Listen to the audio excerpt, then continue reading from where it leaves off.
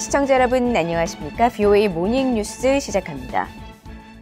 북한이 최근 이른바 군사작전 기간 중에 동해 북방 한계선 NLL 이남으로 쏜 미사일이 60년 전 옛 소련이 개발한 구형 지대공 미사일이라는 사실이 밝혀지면서 구형 미사일을 발사한 배경에 관심이 쏠리고 있습니다. 북한이 관영 매체를 통해 공개한 대륙간 탄도미사일 ICBM 사진도 의혹 투성이라는 지적이 나옵니다. 이런 가운데 북한은 한국 시간으로 9일 오후 동해상으로 단거리 탄도미사일 한 발을 또 발사했습니다. 첫 소식 조상진 기자가 보도합니다. 한국 국방부는 북한이 지난 2일 동해 북방 한계선 NLL 이남으로 쏜 미사일 잔해물을 인양해 분석한 결과 옛 소련이 개발한 SA-5 지대공 미사일로 판명됐다고 9일 밝혔습니다. 한국 군 당국에 따르면 지난 6일 속초 앞바다에서 수거한 미사일 잔해는 길이 약 3m, 폭 약 2m로 주날개 4개와 액체 연료통, 엔진과 노즐 일부가 붙어 있었으며 잔해 동체에는 한글 대신 러시아어 표기가 있었습니다. 한국 군 당국은 이번 북한의 SA-5 미사일 발사는 계획적으로 의도된 도발이 분명하다며 군은 한반도 긴장을 고조시키고 9.19 남북 군사합의를 위반한 북한의 이번 미사일 도발을 강력히 규탄한다고 밝혔습니다. 한국의 전문가들은 지대공 미사일을 원형대로 발사했을 경우 북한의 사격 통제 레이더와 미사일 교신을 주고받는 신호가 포착돼야 하는데 그런 정황이 없었고 교전 상대가 없거나 지나치면 스스로 폭발을 해야 하는데 자폭 없이 계속 비행한 것은 명백히 한국을 겨냥한 의도적 발사임을 보여주는 것이라고 지적했습니다. 총참모부를 통해서 자신들이 스스로 밝힌 것처럼 울산 앞바다에 미사일을 쐈다. 그러니까 NLL 이남을 향해서 비록 공해상이긴 하지만 미사일을 쐈다라고 밝힌 것은 그들이 NLL 이남을 그런 미사일로 침범하고 그런 도발할 수 있다라는 것을 이미 충분히 의지, 능력 측면에서 보였기 때문에 이번에 속초 앞바다에 떨어진 미사일도 충분히 북한이 의도해서 시도했다라고 볼 여지가 있습니다. 북한이 60년 전 개발된 구형 미사일을 발사했다는 점에서 무력 시위에 동원할 수단이 바닥난 것이 아니냐는 분석과 함께 신형으로 교체하는 과정에서 구형 미사일을 무력 시위용으로 활용했을 가능성도 나옵니다. 이상윈 한국국방연구원 북한군사연구실장은 북한이 과거 구형 기종을 폐기하는 차원에서 여러 미사일을 한꺼번에 쏜 적이 있다며 미한 연합훈련에 대응한 무력 과시를 위해 북한이 보유한 미사일을 총동원했을 가능성도 있다고 말했습니다. 북한이 군사작전 내용을 공개하면서 관영 매체에 실은 ICBM 추정 미사일 발사 사진에 대해서도 의혹이 제기되고 있습니다. 당초 한국군은 신형 화성 17형이라고 판단했지만 북한이 반론 없이 화성 15형과 유사한 미사일 사진을 공개한 것은 정상 비행 실패를 감추려는 일종의 기만술이라는 지적입니다. 북한이 발사했을 때 평양 날씨는 구름이 쫙 끼어 있어요. 그러니까 하늘에 빈틈없이 구름이 끼어 있는데 북한이 공개한 사진을 보면은 맑은 부분 일부 보이잖아요. 그래서 11월 4일 순항에서 발사한 게 아니다. 전문가들은 실전 배치전 미사일 개발 단계에서는 외관상 변화를 동반한 다양한 시도를 하게 된다면서 특히 단거리에서 중단거리 미사일로 넘어가는 과정에서 이런 기술적 난관들이 많기 때문에 이번 미사일은 신형 화성 17형이 아닌 화성 15형의 연장선에 있는 기종일 가능성이 큰 것으로 평가했습니다. 이런 가운데 북한은 한국 시간으로 9일 오후 동해상으로 단거리 탄도미사일 한 발을 또다시 발사했습니다.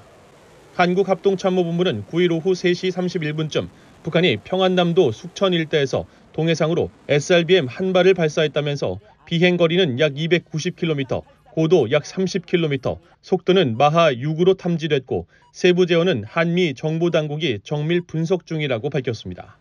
BOA 뉴스 조상진입니다. 미국 국무부는 중간선거 개표가 진행 중인 시점에 이루어진 북한의 탄도미사일 발사와 관련해 유엔 안보리 결의에 위배되고 영내 평화를 위협한다고 비판했습니다. 국무부 대변인실 관계자는 9일 BOA에 미국은 북한의 탄도미사일 발사를 규탄한다고 밝히고 이번 발사는 유엔 안보리가 만장일치로 채택한 여러 결의를 위반하고 영내 평화와 안정을 위협한다고 지적했습니다. 이어 우리는 북한과 진지하고 지속적인 대화를 계속 모색하고 있지만 북한은 관여를 거부하고 있다면서 한국과 일본에 대한 우리의 방위 공약은 굳건하다고 강조했습니다. 성김 국무부 대북특별대표도 이날 북한의 미사일 발사 직후 김건 한국 외교부 한반도 평화교섭본부장, 후나코 시다케이로 일본 외무성 아시아대양주 국장과 각각 전화 통화를 갖고 북한의 지속된 불법적 도발에 대해 규탄했으며 북한의 추가 도발 가능성에 대해 철저히 대비하고 공조하기로 했다고 한국 외교부와 일본 외무성이 밝혔습니다. 미국 정부가 북한 고려항공 관계자 2명을 전격 제재하고 가상화폐 믹스업체인 토네이도 캐시를 제재 대상으로 지정했습니다. 불법 무기 프로그램에 필요한 물자와 자금 조달 시도를 차단하겠다는 의지도 거듭 확인했습니다. 함지아 기자입니다. 미국 재무부 해외자산통제실은 8일 고려항공의 중국 단둥사무소 대표인 리석과 고려항공 물류 매니저인 중국인 옌지융에 대한 독자 제재를 발표했습니다. 해외자산통제실에 따르면 리석은 북한 로켓 공업부를 대신해 중국에서 북한으로 전자부품을 운송해왔습니다. 북한 군수공업부 산하 기관인 로켓 공업부는 지난해 4월 미사일 관련 물자 조달을 위해 북한의 해외 대표부와 협력한다는 이유로 미국 정부의 제재 명단에 오른 바 있습니다. 또 리석이 소속된 고려항공도 지난 2016년 미국의 독자 제재 대상으로 지정됐습니다. 이에 따라 리석은 제재 대상인 로켓 공업부와 고려항공을 직간접적으로 대리한 혐의로 해외자산통제실의 특별 지정 제재 대상이 된 것입니다. 중국인 옌주융은 북한의 정찰총국을 대리해 중국에서 북한으로 물품을 운송한 혐의가 적용됐습니다. 해외자산통제실은 옌주융이 북한으로 향하는 물품에 대한 주요 연락책이자 중개인으로 활동했으며 대북 물품 운송을 위해 베이징에 본사를 둔 한 회사를 이용하기도 했다고 지적했습니다. 고려항공 관계자와 별도로 지난 8월 제재 대상에 올랐던 가상화폐 믹서 업체인 토네이도 캐시는 다시 제재 대상으로 지정됐습니다. 믹서란 가상화폐를 돈 세탁할 때 누가 전송했는지 알 수 없도록 만드는 기술로 앞서 북한 당국의 후원을 받는 해킹 조직 라자루스는 사이버 범죄로 탈취한 4억 5,500만 달러 상당의 가상화폐를 돈 세탁하는데 토네이도 캐시를 사용했습니다. 해외자산통제실은 이날 보도자료에서 대통령 행정명령 13722호와 13694호에 의거해 토네이도 캐시를 제재 대상에서 해제하고 다시 지정한다면서 이전 제재는 이날 조치로 대체된다고 밝혔습니다. 네드 프라이스 국무부 대변인은 이날 성명에서 미국은 여러 유엔 안보리 결의에 대한 명백한 위반이자 영내 평화와 안보에 위협이 되는 북한의 탄도미사일과 대량 살상무기 프로그램에 대한 북한의 물류와 재정적 접근 제한 조치를 계속하고 있다고 밝히고 이날 재무부가 미국의 독자 대북 제재 조치를 취한 사실을 확인했습니다. 성명은 이어 미국은 북한이 불법 무기 프로그램을 유지하는 데 필요한 기술과 물질 획득을 막기 위해 모든 나라들이 북한 관련 안보리 결의를 완전히 이행할 것을 다시 한번 촉구한다고 밝혔습니다. VOA 뉴스 함지아입니다. 바이든 행정부의 지난 2년을 평가하는 중간선거가 8일 실시된 가운데 그동안 최우선 가치로 내세워온 인권 부문에서 큰 성과를 내지 못했다는 평가가 나옵니다. 실종된 대북 인권 정책을 되살려 북한 인권 특사를 조속히 임명하고 북핵 문제와 별개로 북한 정권에 대한 인권 압박을 늘려야 한다는 목소리가 높습니다. 김영권 기자가 보도합니다. 로버타 코엔 전 국무부 인권 담당 부차관보는 바이든 행정부의 대북 인권 정책에 대해 실질적인 움직임이 없었다고 평가했습니다. 지난 2년간 인권을 외교 정책의 중심에 둔다고 강조했지만 그런 기회를 얻지 못했거나 그런 의지를 적극 실행할 기회를 만들지 못했다면서 국무부 북한인권 특사와 민주주의 인권 노동 담당 차관보가 아직 지명되지 않은 사례를 지적했습니다.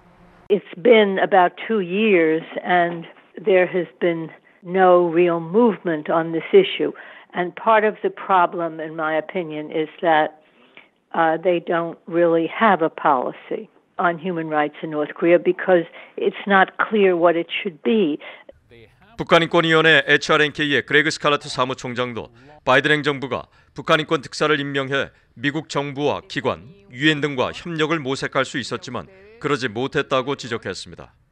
Regrettably, so far, we haven't seen much in terms of a North Korean human rights policy. Maybe that's because there are too many other priorities, but there are a few simple steps that could have been taken in terms of North Korean human rights policy. One of them is the appointment of a special envoy for North Korean human rights. 하지만 로버트 킹 전 북한 인권 특사는 바이든 대통령의 인권 정책을 매우 높이 평가한다면서 인권 문제와 관련해 국제사회에서 다시 북한을 압박하고 있는 점을 예로 들었습니다. I would put him very high.